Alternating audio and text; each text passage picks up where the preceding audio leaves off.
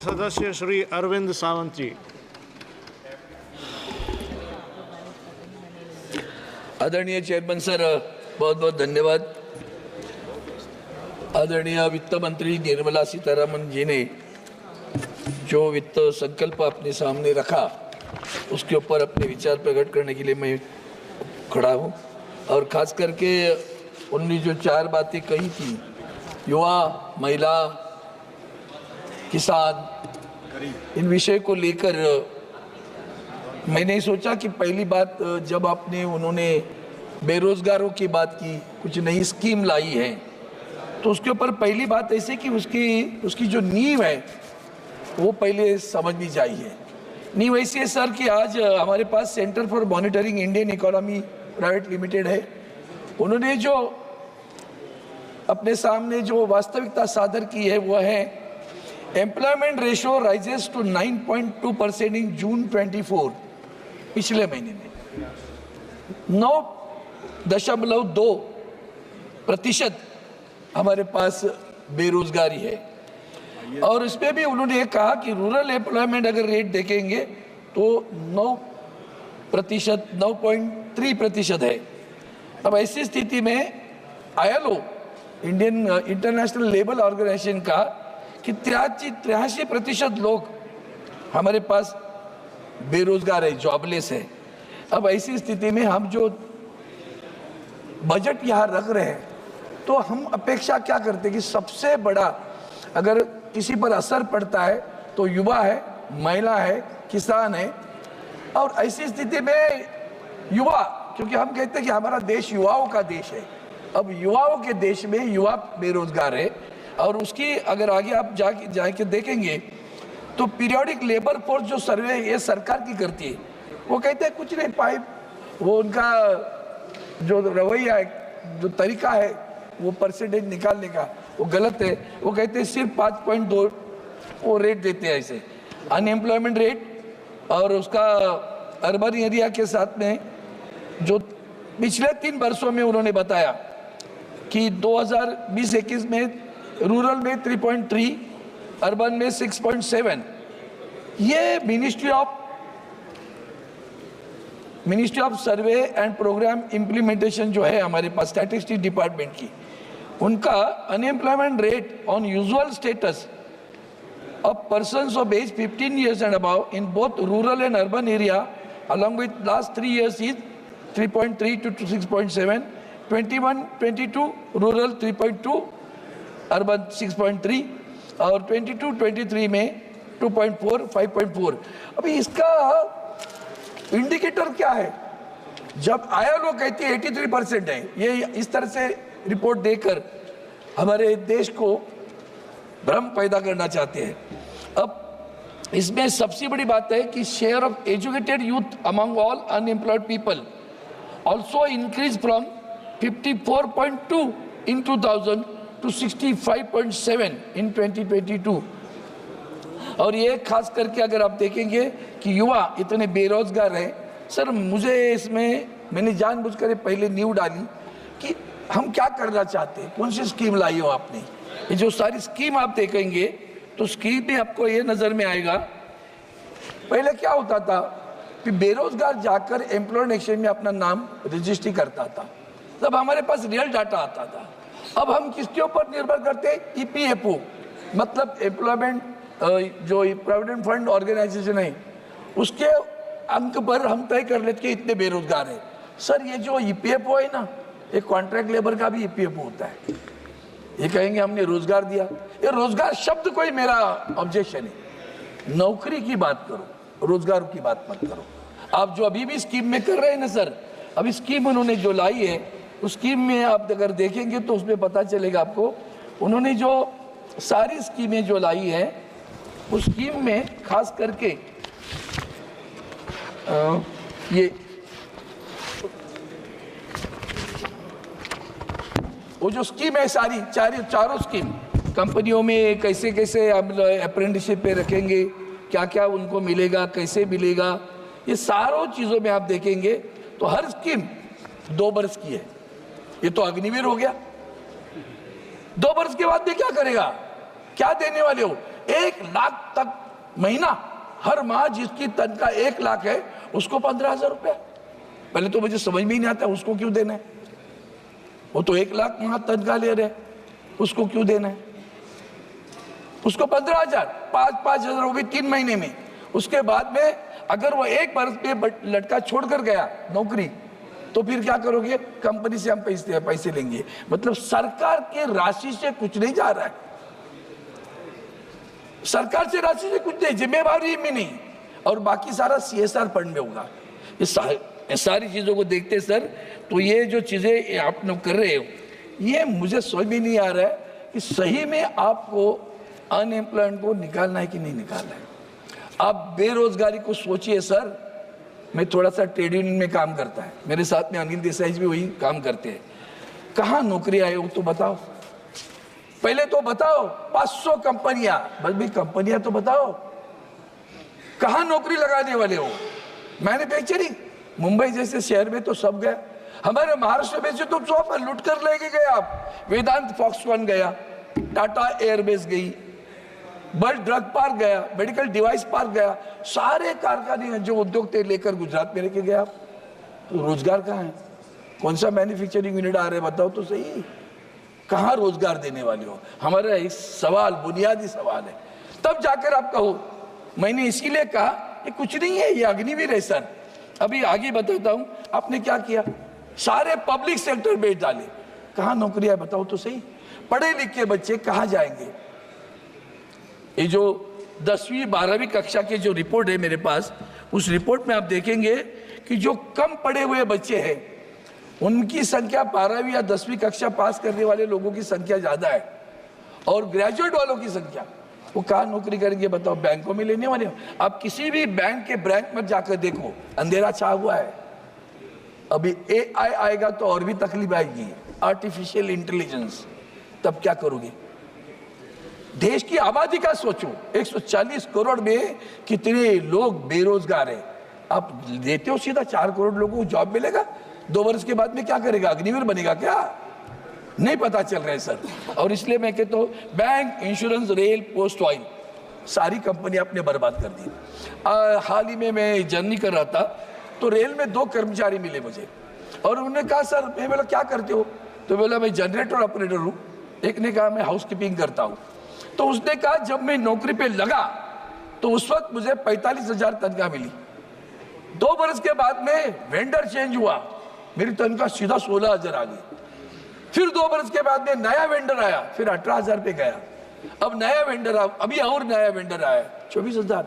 हमने तो सब प्राइवेटाइजेशन, हमारे यहाँ पार्लियामेंट में बैठे हम, कहाँ गए सब?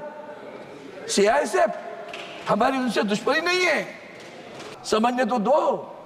BVG करता है हमारा सारा, हमारा राष्ट्रपति भवन BVG, पार्लियामेंट की सफाई BVG करने।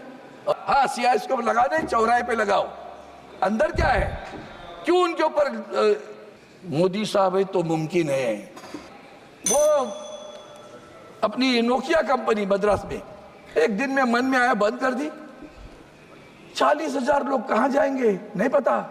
हम बता रहे नया, जो बंद हो रहा है कौन बताएगा? आज हमारे ऑटोमोबाइल टेक्नोलॉजी में इलेक्ट्रिक व्हीकल्स आ गई।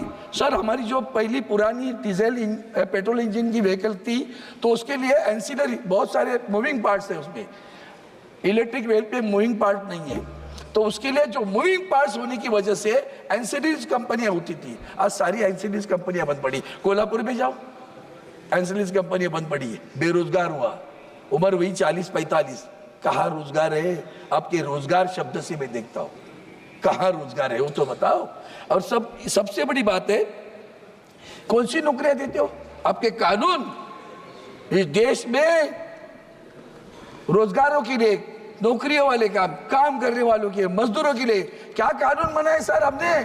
हमने कानून बनाया, जिस कंपनी में 300 और 300 से कम कर्मचारी हो, अगर कंपनी का मालिक चाहता है बंद करना है तो उसको किसी की अनुमति लेने की जरूरत नहीं है, बंद करेगा। कृपया कंक्लूड कीजिएगा। बंद करेगा, मर्जी है, मेरी मर्जी। उसके बावजूद हमारे क्या टर्म्स है सर? कैजुअल, कॉन्ट्रैक्ट लेबर और फिक्स टर्म। कैजुअल क्या होता है? कैजुअल मतलब एक दिन का काम है, बुलाया 2 दिन छोड़ दिया। हमारे नेवल डॉक में सरकार नेवल डॉक में मुझे पिछले हफ्ते लोग मिलने आए, 25 बरस सर कैजुअल एम्प्लॉइज, 25 बरस कंटिन्यूस सर्विस, ब्रेक नहीं है, 25 बरस कंटिन्यूस सर्विस करते हैं कैजुअल एम्प्लॉइज करके नेवल डॉकयार्ड में। ये तरीका है। मैंने रक्षा मंत्री को पत्र लिखा, मैंने वेस्टर्न कमांड को पत्र लिखा। पत्र लिखने के बाद क्या हुआ सर? पत्र लिखने के बाद इमीडिएटली वेस्टर्न कमांड सतर्क हुआ और उन्होंने सोचा कि अब हम वेंडर बुलाएंगे, जल्दी से थर्ड पार्टी कर देंगे। तो 25-25 साल नौकरी करने वाले लोगों को अब वेंडर के पास भेजोगे, अपनी जिम्मेदारी छूट गई, मर जाओ, किधर भी जाओ। Mazagon Dock fix term employ sir please sir 2-2 बरस के लगते, 2 बरस अब फिक्स टर्म पे लग गए सर। अभी तो 5-7 महीने हुआ, फिक्स टर्म में लग गए नौकरी पे। बहुत इंपॉर्टेंट, इसलिए मैं राजनीतिक भाष्य नहीं कर रहा हूँ, सारा राजनीतिक सुनते आया हूँ मैं, भाई बहुत बोल सकता हूँ उसके बारे में, मैं जानबूझकर नहीं बोल रहा हूँ, विषय जा रहे बाहर। फिक्स टर्म 2 बरस का रखते हैं, फिर दूसरा टाइम बोलेंगे फिक्स टर्म रखा था आपको, कितने तनख्वाह दे रहे थे? 25,000 दे रहे थे, अभी नया फिर 1:1 कॉन्ट्रैक्ट कर रहा है। सही, एम्प्लॉई और एम्प्लॉयर कॉन्ट्रैक्ट करेंगे फिक्स टर्म के लिए, और वो कहेंगे पिछली बार 25,000 दिया था, आप तो नहीं दे पाएंगे, अब 20,000 करना है तो करो, तो जाओ। क्या वृद्धि है? फिक्स टर्म 7-7 बार fix term. Mazagon Dock government PSU 14 साल लोग काम कर रहे हैं। एक्सिस बैंक, मैं नाम लेकर जानबूझकर बोल रहा हूँ, ठीक, लोग 10 बरस काम किए, तनख्वाह नहीं बढ़ रही सर। तनख्वाह बढ़ाएंगे कैसे? वो कितने वेंडर की बोल, वेंडर बोलता मैं देने के लिए राजी हूँ, बैंक मुझे दे नहीं रही है। हजारों कर्मचारियों के हाल हो रहे सर। सर मेरा समाप्त, मैं करता हूँ ना 2 मिनट में समाप्त। इतना बड़ा महत्वपूर्ण विषय है, 5 मिनट में सर, इतना बड़ा 20 घंटा दिया है। मैं BSc कमेटी में हूँ जी। हमारे। आज आपने मुझे बजट पर